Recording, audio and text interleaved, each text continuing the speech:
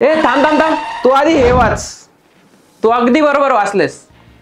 तुला प्रश्न पडला असेल की आपण इन्स्पिरेशन करतो म्हणजे बाहेरची हवा आतमध्ये घेतो, मग यासाठी आपल्या बॉडीमध्ये काही व्हॅक्यूम क्लीनर नावाची मशीन ठेवलेली आहे का? बिलकुल नाही. हा सगळा जुगाड आहे. कशाचा जुगाड? तर दोन मसल्सचा.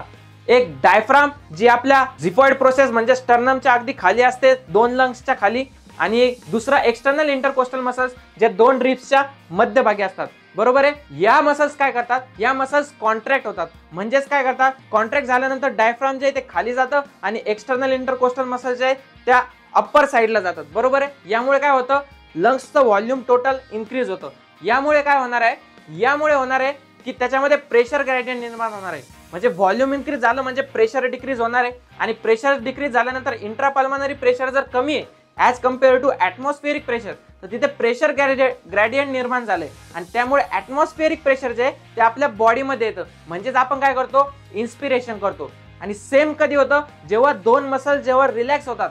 तर काय प्रोसेस होते? दोन मसल्स रिलॅक्स झाल्यानंतर व्हॉल्यूम जे आहे ते डिक्रीज होतं आणि प्रेशर जे आहे ते इन्क्रीज होतं. आणि यामुळे काय होतं? जे प्रेशर इन्क्रीज झालेलं आहे ते बाहेर फेकायला पाहतं आपलं लंग्स, आणि म्हणजेच काय करतो आपण? एक्सपिरेशन करतो. बरोबर आहे. इन्स्पिरेशन आणि एक्सपिरेशन कशा प्रकारे होतं समजलं? आता झालंय माझं सांगून, तू बिंदास स्क्रोल कर.